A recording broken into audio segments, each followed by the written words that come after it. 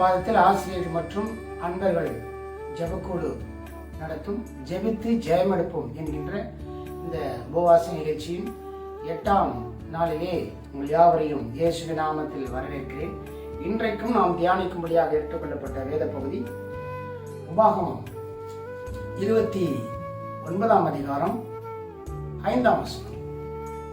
கர்த்தராகிய நான் உங்கள் தேவன் என்று நீங்கள் அறிந்து கொள்ளும்படிக்கு நான் 40 வருஷம் உங்களை வனாந்தரத்தில் நடத்தினேன்.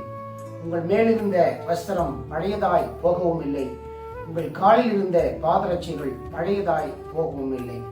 அன்பான தேவ பிள்ளைகளே, கர்த்தர் நம்மை வனாந்தரமான சூழ்நிலையிலும் வறுமையான சூழ்நிலையிலும் ஒன்றுமில்லாத சூழ்நிலையிலும் கண்ணு கெட்டு பார்க்கிற தூரமெல்லாம் காய்ந்து போயிருக்கிற நிலை, ஒன்றுமில்லாத நிலை, வறட்சியான நிலை என்கின்ற நிலை இருந்தாலும் அந்த வனாந்திரமான நிலையிலும் கர்த்தர் நம்மை நடத்துவதற்கு அவர் நல்லவராக இருக்கிறார்.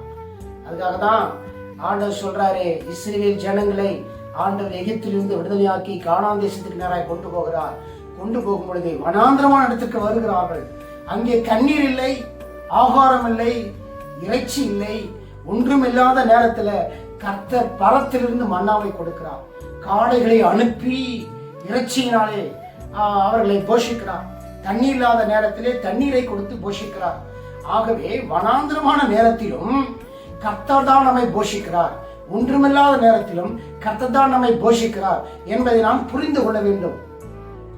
அதுல சொல்றாரு, கர்த்தராகிய நான் உங்கள் தேவன் என்று நீங்கள் அறிந்து கொள்ளும்படிக்கு. நாம் நல்லா புரிஞ்சுக்கணும், கர்த்தர் ஒருவரே கர்த்தர். கர்த்தர் ஒருவரே கர்த்தரா இருக்கிறதுனாலதான் வனாந்திரமான நேரத்திலும் அவரால் நடத்த முடியுது. கர்த்தர் தவிர வேறு யாரா இருந்தாலும் நம்மை நடத்த முடியாது என்பது நிஜமா இருக்கிறது. ஆகவே என்னுடைய வாழ்க்கை வனாந்திரமா இருக்குதாப்பா, வெறுமையா இருக்குது, கஷ்டமா இருக்குது, கடினமா இருக்குது அப்படின்ற மாதிரி சூழ்நிலை இருக்கா, கவலைப்படாதீங்க.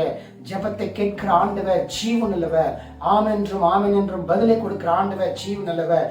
இஸ்ரவேல் ஜனங்களை வனாந்தரத்திலும் திருப்தியாய் போஷித்த என் தேவன் சர்வ வல்லவர் இன்றைக்கும் எங்களை திருப்தியாய் போஷிக்க நல்லவராய் இருக்கிறீர் என்பதை நாங்கள் விசுவாசிக்கிறோம். சாமி, இந்த வனாந்தரமான நேரத்திலும் நீர்தான் தேவன் என்பதை நாங்கள் அறிந்து கொள்ள நீ கிருபை செய்கிறீர். உமக்கு நன்றி செலுத்துகிறோம். பரிசுத்த பிதாவே, உமக்கு நன்றி அப்பா.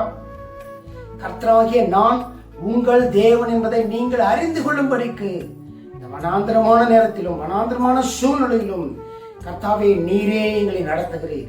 இம்மட்டுமாய் நடத்தினவர் இனிமேலும் வருகிற காலத்திலும் என் தேவனே நீ நடத்துவதற்கு நீ ஜீவனுள்ளவராக இருக்கிறீர் என்பதை நாங்கள் விசுவாசிக்கிறோம்.